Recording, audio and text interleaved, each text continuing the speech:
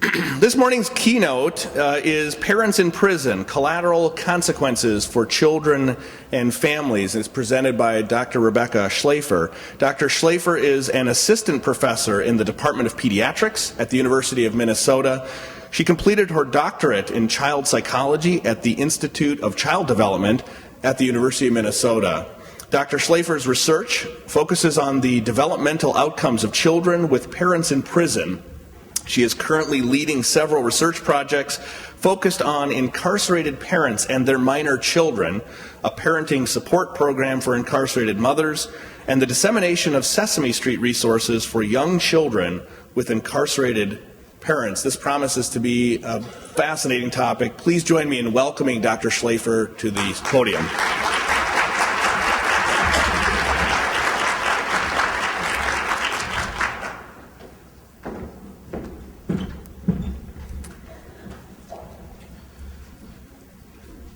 Good morning. Well, all of those sessions have been canceled, so after this, if you don't get to go to the one that you really wanted to, you can come see my friends and colleagues, Jason Soule and Bobby Blanchard, talk about this topic at extended length after this. Thank you for the opportunity this morning. I want to start by telling you a story. It was one of those incredible fall days in the state of Minnesota, not like it is right now, but the fall that will come. The morning air was incredibly crisp, but the afternoon sun was sure to be warm and beautiful. My husband had just left our house to take our son to swimming lessons, and I was putting together some things for the afternoon Gopher football game when my phone rang. A panicked voice on the other end frantically said, "Rebecca, where are the kids? What would they do with the kids? Where are the kids?" I asked what had happened. I had got the highlights through the frazzled discussion. Drinking, drugs, arrest, detox, jail. Again she asks, "Rebecca, where are the kids?" I told her I didn't know, but I would find out. I quickly looked up the phone number for the local sheriff's department, and I dialed. My hand was shaking, and my heart was pounding. Where were the kids? I explained who I was and my concern. He told me to hold. In the roughly 2 minutes that I was on hold, I had changed out of my pajama pants, thrown on a pair of jeans and tennis shoes, and was out the door. His voice comes back on, firm and stern. I can tell you we picked her up around 2300 hours, and she was not on property. I asked, meaning she was not at home? Correct, he says. Were the children taken into custody by social services? No, ma'am, he replies. My silence fills the phone, but he clearly hears my concerns. Ma'am, it's very possible the kids are home with a babysitter. Well, sir, it's also very possible the children are still at home alone. I need you to go and check. They're only 1, 2, and 3 years old. By the time he calls me back, I'm 15 miles into a 60-mile drive. I've called my husband and told him the situation. We've delegated next steps and gone through half a dozen what-if scenarios. When my phone beeps in and I see it's the county. I have good news and I have bad news, he says. The good news is that the kids are safe. We have an officer there now. The bad news is that they were left alone. We will need to call social services unless we can release the children to a family member. I'm already on my way, I say. When I arrived at the house and knocked on the door, a confused 3.5-year-old boy answers the door, but smiles when he sees my familiar face. The smile quickly drops. "Rebecca," he says. "When I went to bed, my mommy was here, and when I woke up, my mommy was gone. Sissy was crying. I couldn't reach her. She needed a bottle. The policeman is here." In the hours and weeks and months and years that would follow, my family would deal with the fallout of that night. My husband and I would be faced with questions I had asked, but never before been the one to answer. Can you take the kids? Are you willing to be considered a permanency option? Will you be in court next week? Questions that I should have been prepared to answer, given my expertise and my experience, and yet I had no answers.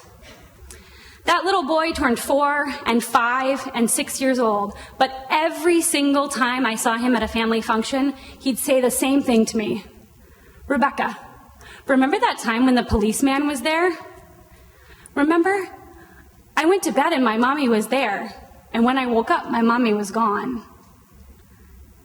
I've told this story so many times before, but I never told it the way I'm telling you today. In the past, I've always made it seem like it was one of my child protection cases. I take cases in Hennepin County as a volunteer, and I've always made that story seem like it was another child protection case. Perhaps I was ashamed or angry or unsure of how people would judge my science once they knew part of my personal story. But my story and the hundreds of other families whose stories I've heard impact the way I do my work, as I believe they should. And so what I'm hoping to do today is tell you some of these stories, but also provide you with a framework for a very complicated and complex public health issue. One that I suspect that many of you may have seen in passing, but not really thought, well, what does this have to do with me? How does this apply to my work? And what I'm hoping to do is shed some light on how this very complex issue relates to each and every one of you in this room. So what do we know about the U.S. incarceration rate? We have the highest incarceration rate in the world, which I suspect many of you knew. As of 2009, the incarceration rate was 743 people per 100,000 in our population. While the United States represents about 5% of the world's population, it houses around 25% of the world's prison population. In the 25 years since the passage of the Anti-Drug Act, the United States penal population rose from around 300,000 to more than 2 million. While there are several reasons for this dramatic increase in the U.S. prison population, one of the major contributors is that we've changed sentencing policies for drug-related offenses, and we've also put in place policies related to mandatory minimums. And so people are going to prison for lesser crimes, and they're going to prison for longer periods of time. What this has resulted in is a dramatic number of parents who are also incarcerated. In 2007, it was estimated that nearly 1.75 million children had a parent currently incarcerated in a state or federal prison. I will repeat that. 1.75 million children in 2007 with a parent currently behind bars. Between 1991 and mid-year 2007, parents held in state and federal prisons increased by 79%. And it was estimated that more than half of state prisoners and 63% of federal prisoners were parents of minor children. So we can talk about the numbers, or we can look at it this way. And we could expect that at least half of these men are fathers. And nearly 2/3 of these women are mothers, a group that more than doubled between 1991 and 2007. Of course, we could also see it this way. Based on the Bureau of Justice Statistics estimates, 1 in 43 children has a parent currently incarcerated in a state or federal prison, and those were the 2007 numbers. Or, and I know we have a lot of educators in this room, we can think about the fact that that represents about 1 child in every other American classroom in this country. And of course, we know that these numbers do not represent the children who have a parent currently incarcerated in a county jail, or parents who are on probation or parole, or parents who were incarcerated but have since been released. And so many have estimated that the number of children with a parent currently behind bars is around 2.7 million children, more than the number of children with autism, more than the number of children with juvenile diabetes, and far more than the number of teens who get pregnant each year. And yet this is not a public health topic that we typically think about. As we move through the next 50 minutes or so, I'd encourage you to consider these issues from a developmental perspective. I'm of course biased because I'm trained as a developmental psychologist, and so I always sort of think of that through this lens. But I want you to think about all of the ways in which these kids' realities might be different depending on their ages. We know that more than half of children with incarcerated parents are under the age of 10. Compared with older children, younger children often cannot understand the basic facts about their parents' incarceration. They have fewer capacities to process the loss, and they lack the language and cognitive capacities to express their preferences about placement and visitation. I won't forget the day that I was actually at the jail to recruit a family for our research project. And we were working with the 8-year-old little boy, and there was a 3-year-old and the 1-year-old. And the mom turned to me and she said, "It's fine if you talk to the 8-year-old about where we are, but don't tell the 3-year-old. We're standing in the jail, everyone's in a uniform, and we're about to go back and visit these kids' dad in jail." I said, "Well, where does she think we are?" "We're at Dad's work." Okay.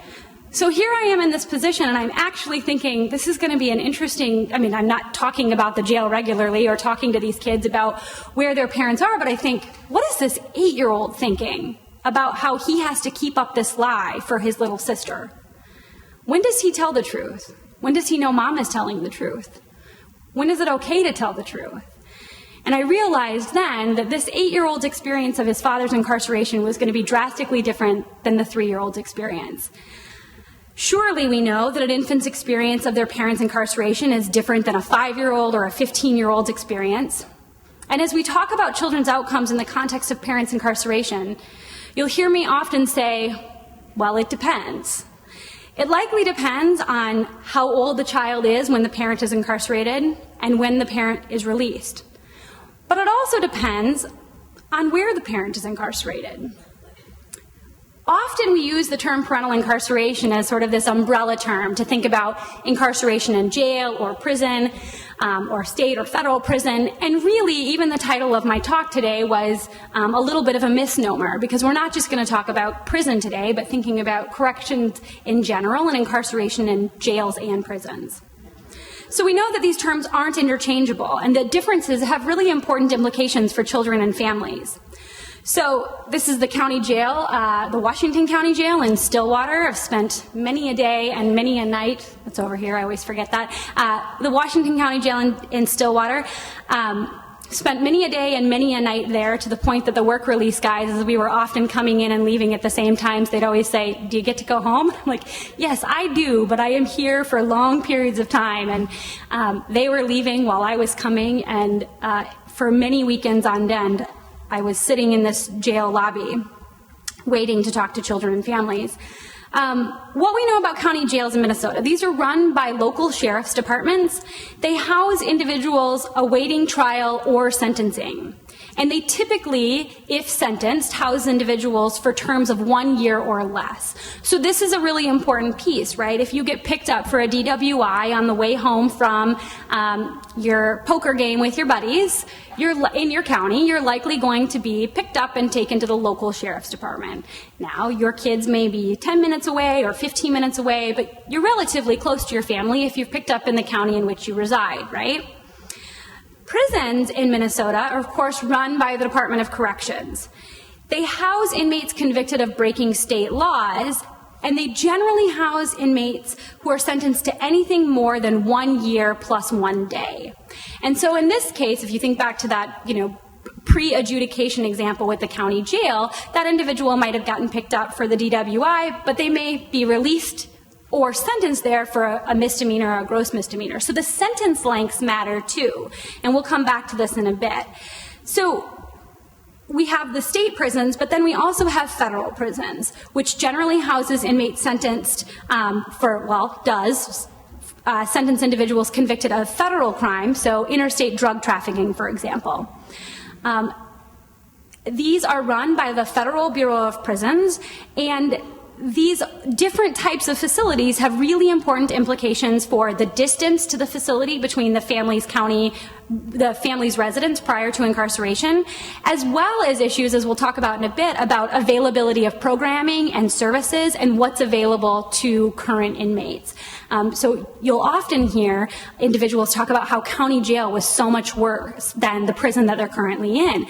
in many instances because those county jails have very limited budgets and very limited programming. And so they may have a number of offenders in there that they simply can't offer anything to 23 out of 24 hours of the day. So this has really important implications when we think about what inmates are getting, inmate parents are getting, when it comes to reunifying with their children or re-entering their communities and being ready to do that as family members. In the state of Minnesota, you can see the map here. All of the women are housed at the Minnesota Correctional Facility in Shakopee, and all of the men start their sentences at the Minnesota Correctional Facility in St. Cloud, and then are relocated based on their classification. And so we'll come back to this point in a bit, but imagine that you live in Pine Island, Minnesota. Anybody here from Pine Island?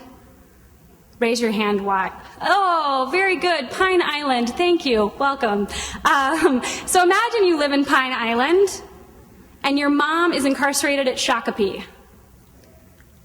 How long is that drive going to be? Many hours, right? And we will come back to this point in a bit. Or imagine you live in Worthington. Anybody here from Worthington? Adrian, Laverne, a part of the state I never knew of until I got married. Nobody from the southwest corner? Oh, there you go, lots of you. Worthington represent, good work. And so imagine that your parent then is incarcerated in Moose Lake, and you've also got a several-hour drive to where you need to go. We have several federal prisons in the state of Minnesota. The federal prison camp, which is FPC Duluth, houses minimum security male offenders. We've got a federal correctional institution in Sandstone with a low security facility, a federal medical center in Rochester, and a federal correctional institution in Waseca, Minnesota. I was there recently talking with the individuals there about the pregnant women in their facility. So now that we have a little bit of context for the corrections environment in our state, I want to dive in and talk about what we know about parental incarceration as a risk factor for adverse child outcomes.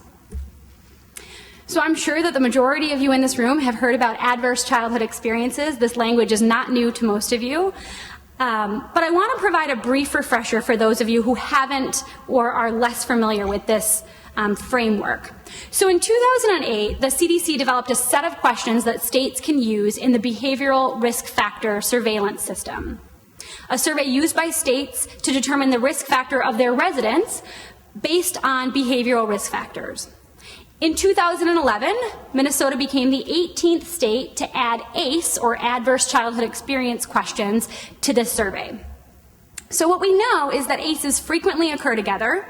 They have a strong and cumulative impact on the health and functioning of adults.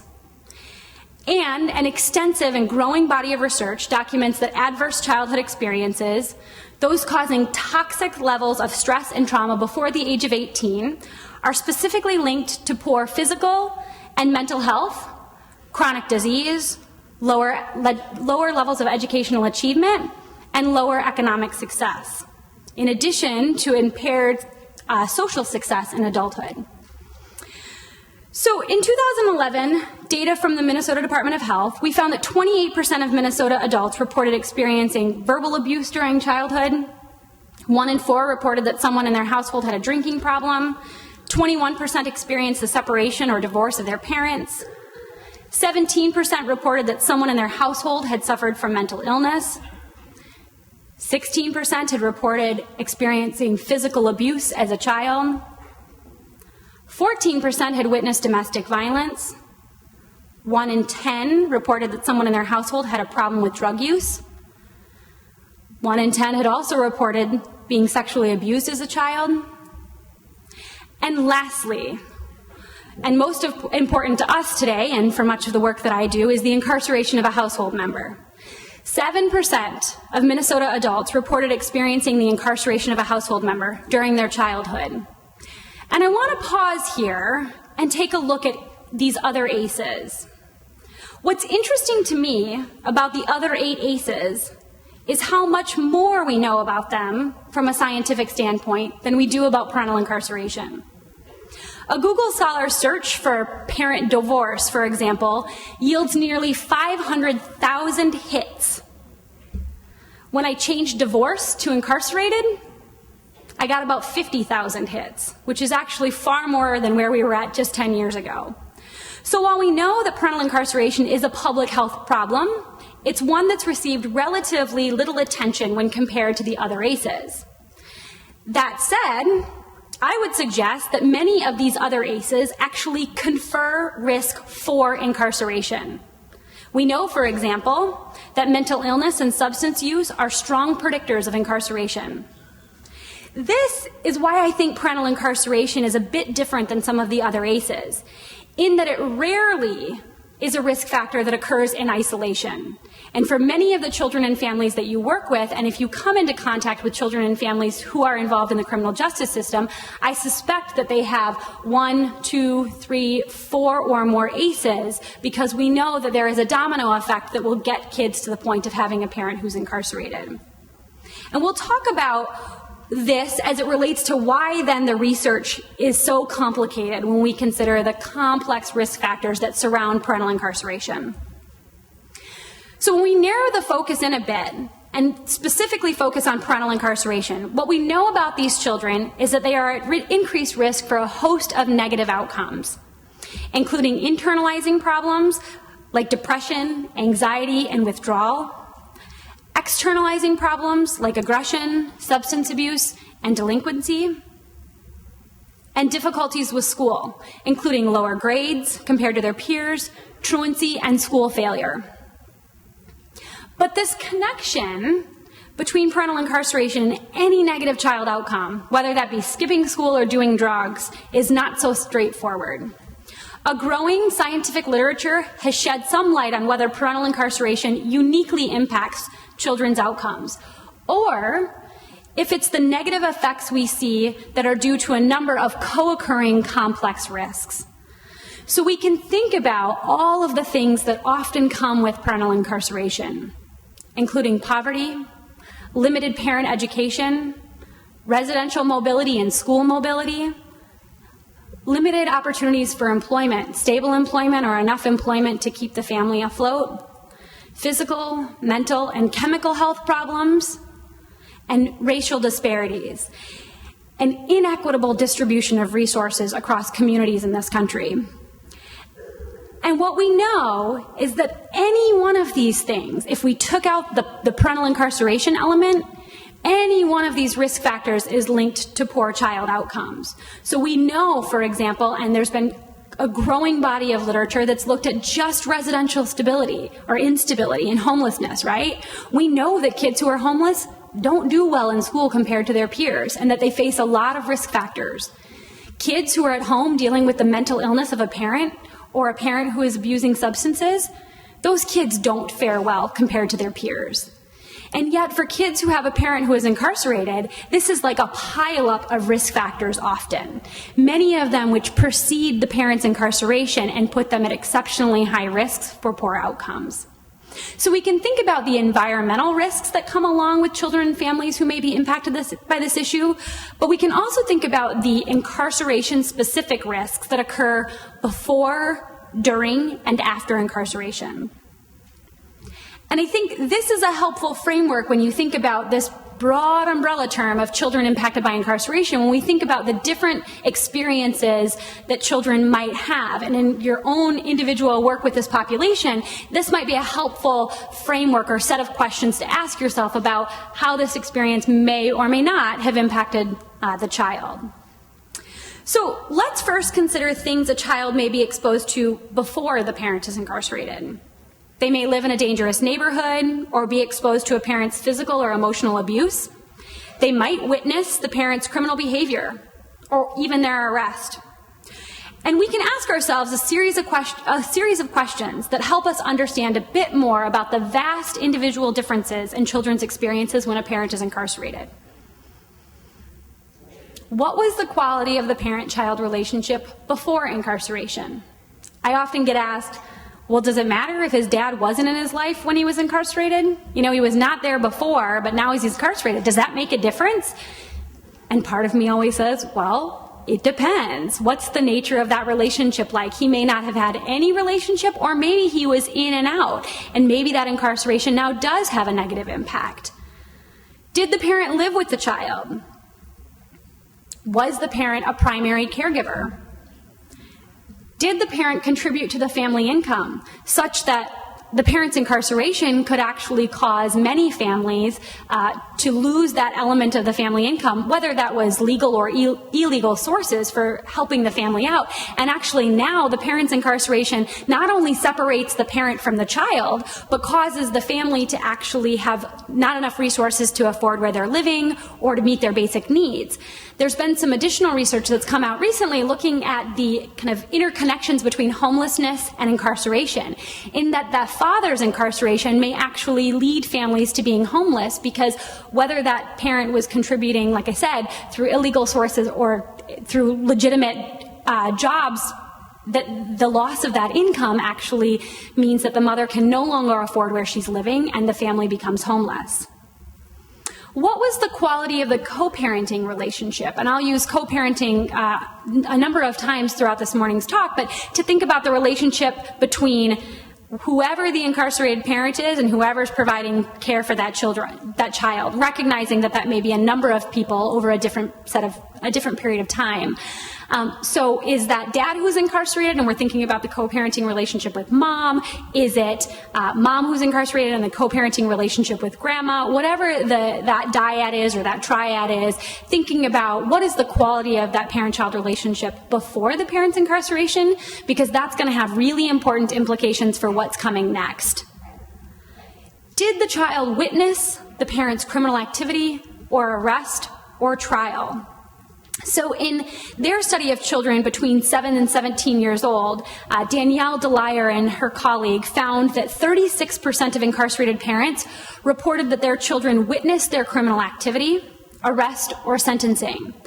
And children's exposure to these experiences, as you might expect, was linked to caregivers and children's self-reported maladjustment, such that behavior problems and difficulties with emotion regulation. So I mentioned in the beginning that I'm a volunteer guardian ad litem in Hennepin County, and I won't forget the day ever that I had a child protection case, and we were about to go into the courtroom, and we were trying to wait for to see when our trial would be up, our hearing would be up, and I sort of peeked through the little courtroom window, and I see a man in an orange jumpsuit. And I turned to the social worker and I said, "Is that dad here for our case?" And she said, "Yeah, they writted him in." And I turned to her and I said, "Did anybody tell you the 8-year-old that? Because the last time she saw that man, he had a knife to her mother's throat. Do you think we should tell her that so that she doesn't walk into the courtroom to see her stepdad for the first time in 5 years in this setting? Perhaps we should ask her if she wants to go in, or at least give her that choice and provide her with that information, because she had, in fact, witnessed that crime. She was now going through all of the process for the child protection case and was fully unprepared to see her stepfather in that setting. During the parent's incarceration, a child may be exposed to additional risks. When the parent is incarcerated, the child is, of course, physically separated from the parent. Several scholars have examined the separation and its effects on children's attachment security and emotional adjustment. Previous research has also examined how contact, or lack thereof, which we'll talk about a bit in a second, can either help or hinder the relationship between the parent and the child. In my own work, for example, we found that children who had less contact with their incarcerated parents had more feelings of isolation. If the incarcerated parent was the child's primary caregiver, then the parent's incarceration results in a change in the child's caregiving situation. So, for instance, when mom goes to prison, grandma may now be providing care. This could also result in a change in the child's school environment, right? So we've had a move from home, but also necessitates a move in the child's school. Could also result in them be separating from their siblings. Forthcoming research by Danielle DeLier and her colleagues demonstrated that these incarceration-specific risks, sort of the domino effect of parental incarceration, if you will, This significantly predicts children's internalizing and externalizing behavior problems, even after we control for all of those other environmental risks that I talked about. So the poverty, the education, the chemical and mental health. That when we pile up all of these additional risks of school mobility, home mobility, changes in separation from your siblings, that these predict additional behavior problems. There are important elements during parents' incarceration that we have to think about, such as where is the child living?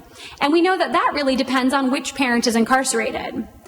So when mothers are incarcerated, you'll see that a majority, or about a third of them, are living with the other parent, in this case, a father figure. But a substantial portion are living with a grandparent. This is very different than the situation we see with fathers, right? The green wedge there representing the other parent for fathers, such that when a father is incarcerated, most likely the mother is the one providing care for the kids. And this has really important implications when we think about who that co-parenting relationship is between. If you join us for the film Mothers of Bedford this afternoon, you'll see a whole host of different family environments and who is caring for, often the maternal grandmother. But you can think about all of the intergenerational challenges that might come for families in those circumstances. What was the quality of the co-parenting relationship? And I mention this because while we can think about the triad, and people often refer in this area of research as the triad related to parental incarceration, thinking about the child or children, the incarcerated parent, and the caregiver, what we know is that it might often look like this, and that there are multiple caregivers involved, maybe formally or informally. Maybe it starts off as grandma providing care, but then grandma gets sick and grandma can no longer provide care, and the children move to live with Aunt Susie. Maybe Aunt Susie realizes, holy smokes, these kids are a lot of work, right? As they all are. And we can't do this, and I can't afford this. So I'm gonna have to figure out another solution here. Right? And the co-parenting relationship between co-parents, but also with the incarcerated parent, is really important. Because what if grandma was so sick that she couldn't bring the kids to visit at the prison?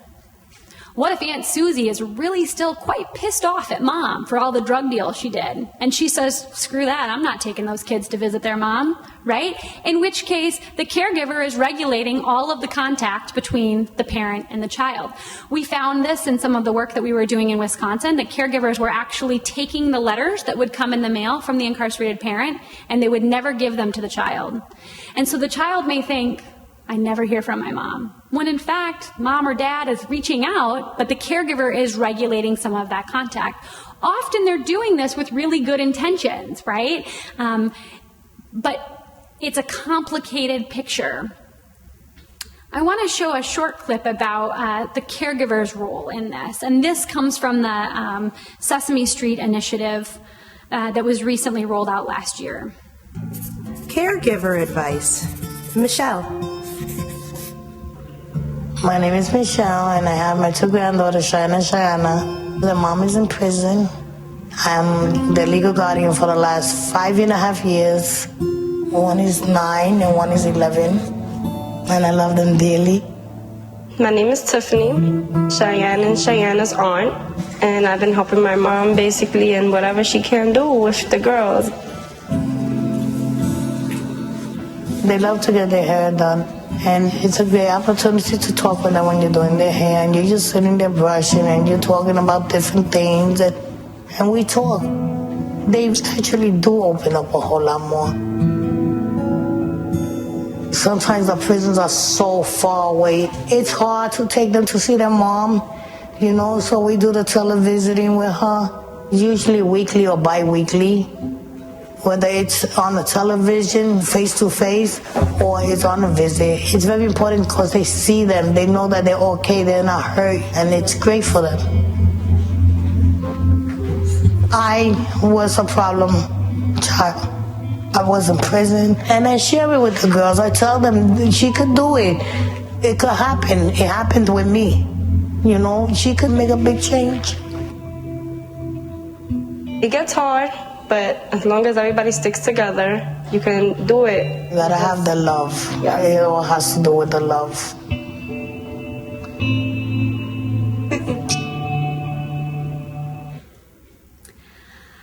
I like that video because I think it brings out so many issues related to the travel and the distance, but also the reality that no one caregiver can likely do this alone, and that in order for that grandmother to be successful in her caregiving role, she really needs support from her other daughter. I also think it shows a nice image with regard to the fact that they really are supporting their daughter. They recognize, or the grandmother's supporting her daughter, recognizing that she really does have hope for her to be successful and come back and parent. And you can think about all of the ways that that might be very different for different families. So another important question is, how is the parent-child relationship maintained? And we'll talk about this as it relates to where the parent is incarcerated a bit and how long the parent sentence is. This figure is obviously very hard to see, but I added it just so that you had the reference because I think it's a really important paper. This came out in the 2010, I believe, American Psychologist, and it talks about all of the ecological context related to the frequency and quality of parent-child contact. So people often ask about, is visitation good or bad for children? And when you look at a diagram like this, you realize, well, it depends on a lot of things, right? There's a lot going on in this one element about parent-child contact, and we'll dive into that in just a minute here. What we know about contact during incarceration is that about a third of state inmates report contact at least once a week, and contact could be by mail or telephone or face-to-face visits. But you'll see there that a good portion of them actually report, 1 in 5 report no contact with their children at all. 70% of parents in state prison report exchanging letters with their children. 53% report speaking to their children over the phone, and about 42% report receiving a personal visit sometime since their admission. And those numbers come from the Bureau of Justice Statistics. We know that mothers are more likely than fathers to have had any kind of contact with their children, and they're more likely to have frequent contact with their children. We also know that mail is the most common type of contact that caregivers, that children have with their incarcerated parents, and that in-person visits are the least common, and we'll talk about some of the barriers to that in just a second. This clip comes from the Sesame Street Initiative as well, and I think it's a really nice example of how contact can happen in a variety of different ways.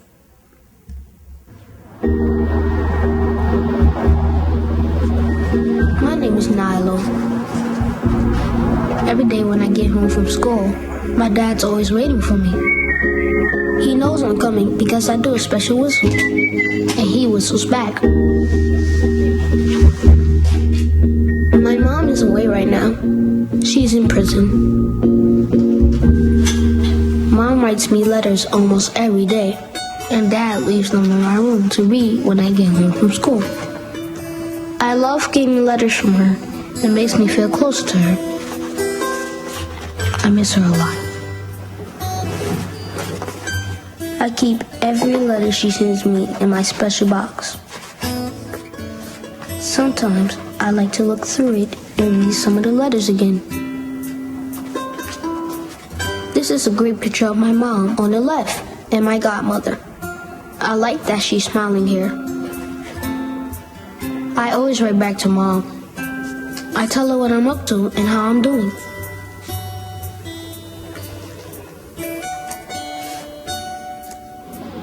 Then Dad walks me to the mailbox and we send my letter to my mom. I know she likes getting my letters as much as I like getting hers.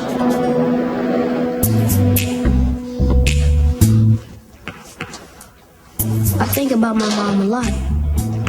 Sometimes it makes me sad that we can't be together. But it helps when I do things with my family. Dad and I like to play basketball together. Sometimes I even let him win.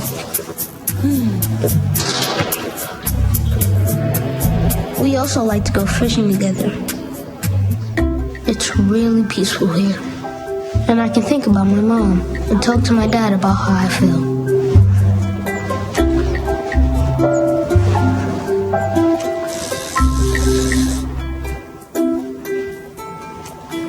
It's not easy without my mom around, but but it's good to know that me and my dad have each other.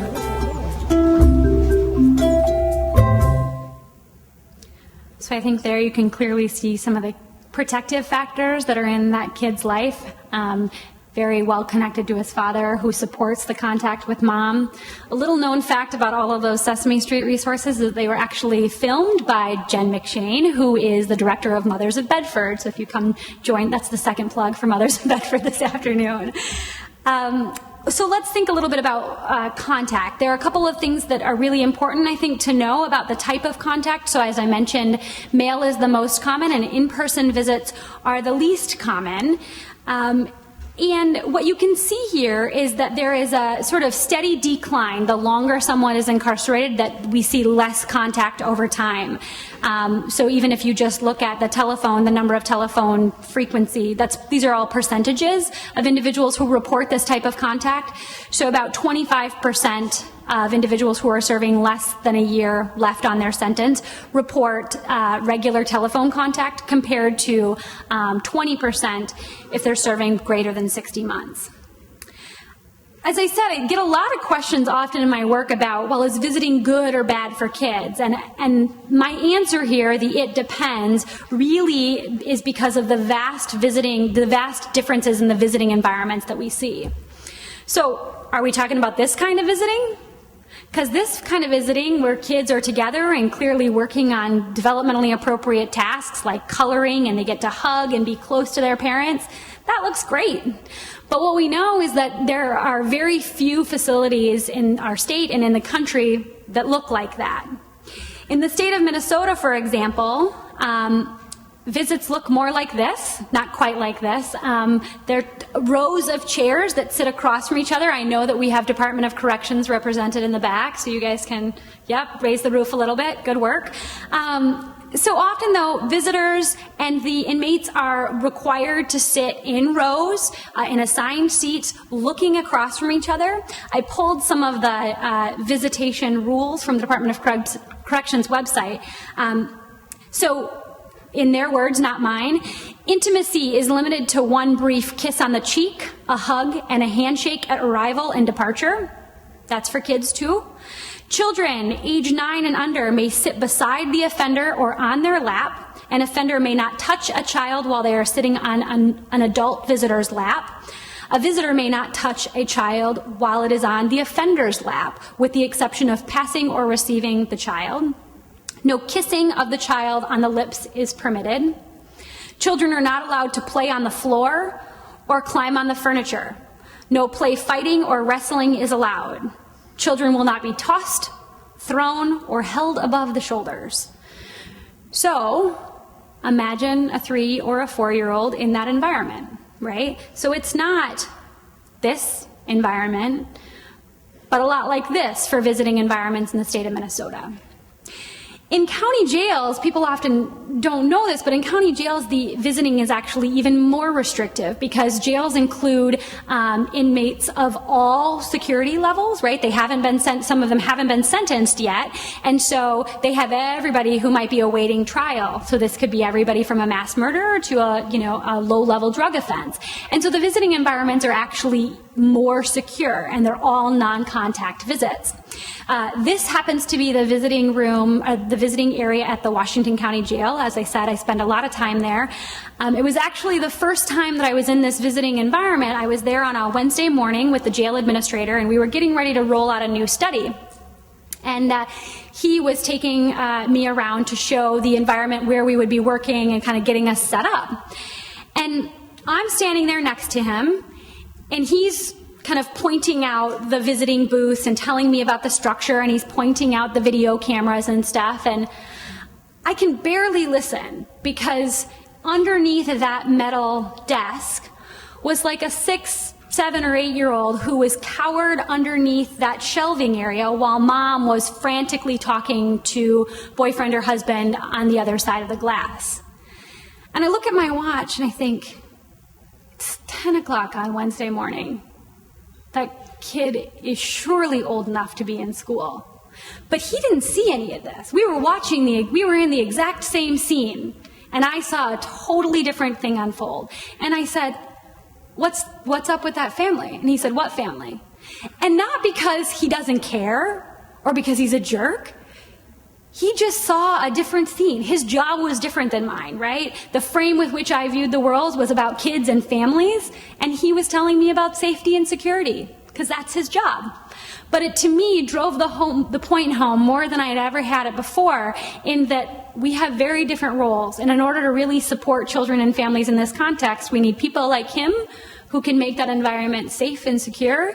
And we need people like me and my colleagues who are really invested in understanding how to make that environment more family-friendly and better for kids.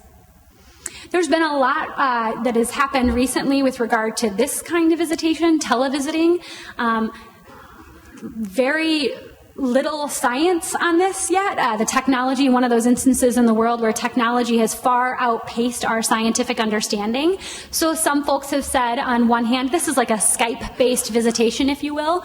Some folks on one hand have said, well, this is great because they can visit more often and they can see their parent and they can do that more regularly. And other people have said, well, yeah, but then you're only seeing your parent on a television, and what does that mean for a 6-year-old, right? Some states have gotten very advanced and actually have a digitally or a televisit where family members can really log in through Skype. So they can be sitting in their living room, or the child could have a blanket or a pacifier and be in their home environment where they feel safe and secure, and have a Skype call with dad or mom. And so you can imagine all of the ways that that visiting environment is really different for kids and their experiences, and why my answer is, well, I think it depends. It also, of course, we know that there are huge barriers to visitation when it comes to geography. Geography is one of the biggest limitations that caregivers report, and not being able to get there. So we come back to this example of Pine Island, and if your mom was incarcerated at Shakopee, you've got a several-hour drive ahead of you. You could also have a several-hour drive ahead of you in this weather, right? So imagine you have very limited resources. Gas is going to cost you at least $75 to make that drive. You're driving the one vehicle that you might be able to get from a neighbor. It's a beat-up van, and you're going to hope that it's going to get all those hours to Shakopee. And the challenge is, of course, if you go to Shakopee, you can't have any other kid that you're visiting with or that you have in your custody. Let's say that you've got, a cousin there. That cousin may not be able to visit the same time, and so you can't just leave that kid in the car, right? So you add on this geographic barrier, the cost, the child care arrangements, and you can see how visitation quickly becomes a very difficult thing to arrange. We also know that there are many challenges that families face after incarceration. Somebody wants to come up and take my job, so if that door opens, you just tell them I'm done. So when the parent is released, we know that they face a number of challenges. What is the quality of the parent-child relationship after release? So does parent have a relationship with the child? How is that maintained during incarceration? And what is that like when dad or mom comes home? Will the parent live with the child? Will they be a caregiver? Are they going to help take Johnny to school now? And how will that throw off the family routines, right? I like to say that even if that parent coming home is a wonderful thing, and that families are so looking forward to that, compared, for example, with a family who's had a family member deployed, right? And I think about this as like a mobile on a baby's crib. You take that piece off the mobile, and the mobile shakes for a while, right? And it takes a while for that mobile to balance again. You put something back on it, even if it's the toy you really wanted to put back on it, it shakes again. And it takes a while for that family to restabilize and renegotiate roles. And so when you think about whether that parent is physically moving back into the home or whether they're actually going to be providing care, that has important implications for children's adjustment. We also think about, will the parent contribute to the family income? And even if they're not, we know that families encounter a whole lot of stress as that parent tries to get their feet on the ground and find employment and get stable. And in many instances, I mentioned the piece about living with the child, but there are restrictions, of course, on where individuals who have been convicted of felonies can live. And so imagine if dad is a convicted felon and can no longer live in that supportive housing. So dad coming home is a great thing, but now we have to move because we can't live here. And so this transition back can be challenging in a number of ways. And what is the quality of the co-parenting relationship? So this is particularly challenging. I see this in the work that I do with incarcerated moms at Shakopee. When they go to live back with their own moms, and they feel like their moms have taken over the parenting roles. And they have for many years, right? For 18 months or 3 years or 5 years, grandma has been the primary caregiver. And that's really hard to re-navigate those roles when you get back and your mom is the one being the mom to your children. I can imagine that anybody in this room can reflect on the fact when they bring their own kids to their parents' house. I sweat profusely on the way to my mother's house thinking about what she will feed my child and what she will ask him to wear or how she will pressure him to play games, right? I see some nods. That happens with other mothers, I assume. Imagine that you are now dealing with the stress of trying to get a job, find employment, and re-navigate those roles with your mom. In the last few minutes that I have, I just want to talk briefly about the implications that we know that this has for health and development across the life course. And we'll circle back to this issue of adverse childhood experiences. What we know is that the pileup of those adverse childhood experiences is predictive of chronic health conditions, physical health conditions, and mental health conditions across the life course. So individuals who have more ACEs are more likely to have asthma, diabetes, obesity, depression, anxiety, chronic drinking, being a smoker, and have poor health status overall. So we can think about the intergenerational patterns here that are happening when we have kids exposed to toxic stress and lots of risks in their environment, and that this cycles through generations. I want to share with you just very briefly results from one of the only longitudinal studies that has nationally representative data on this topic, which comes from the National Longitudinal Study of Adolescent Health. They recently analyzed some of their Wave 4 data, and if folks are familiar with the AdHealth data set here, you know that there are lots of methodological strengths. They found that paternal incarceration was linked to high cholesterol. So this is paternal incarceration sometime during childhood, and now these individuals are in their mid-20s when this Wave 4 survey happens. So high cholesterol, asthma, migraines, depression, post-traumatic stress disorder, anxiety, higher incidences of HIV and AIDS, and worse health. So they're more likely to report having fair to poor health. Interestingly, which I find the most interesting about this study, is that maternal incarceration was only linked to depression for those adult children who had a mother incarcerated. Now, I present this study to you because I think it's important to look at the larger sociological type studies, but I think what this study tells me is that they can't possibly take into effect all of the nuances and all of the factors and all of the risk experiences that I've shared with you over the last hour. All of the ways that make these kids' experiences quite different from one another, right? I want to close because we know, and I didn't spend a ton of time talking about this today, but we know that when moms and dads are incarcerated, as I said, they're more likely to have internalizing symptoms and externalizing symptoms, and are more likely to become incarcerated in the next generation. And I want to close with this. As a boy, I shared a game with my father. We played it every morning till I was 3. He would knock on my door and I'd pretend to be asleep till he got right next to the bed. Then I would get up and jump into his arms. Good morning, Papa. And my papa, he would tell me that he loved me. We shared a game. Knock, knock. To that day when the knock never came. My mama takes me on a ride past cornfields on this never-ending highway to reach a place of high, rusty gates. A confused little boy, I enter the building carried in my mama's arms. Knock, knock. Reach a room of windows and brown faces.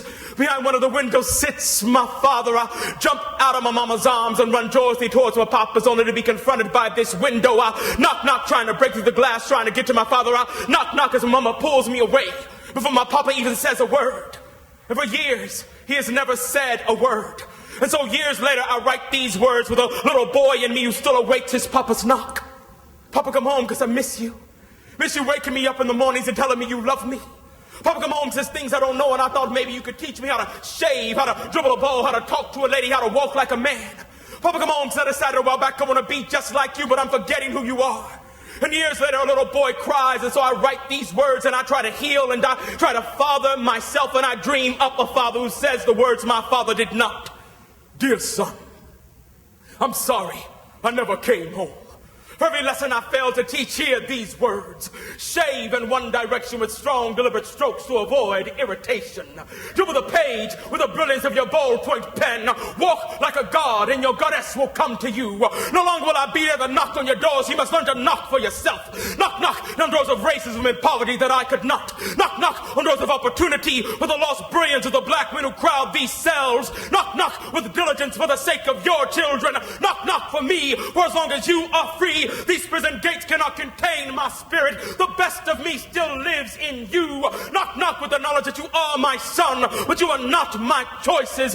Yes, we are our father's sons and daughters, but we are not their choices. But despite their absences, we are still here, still alive, still breathing, with the power to change this world, one little boy and girl at a time. Knock, knock, who's there? We are. I'll end it on that.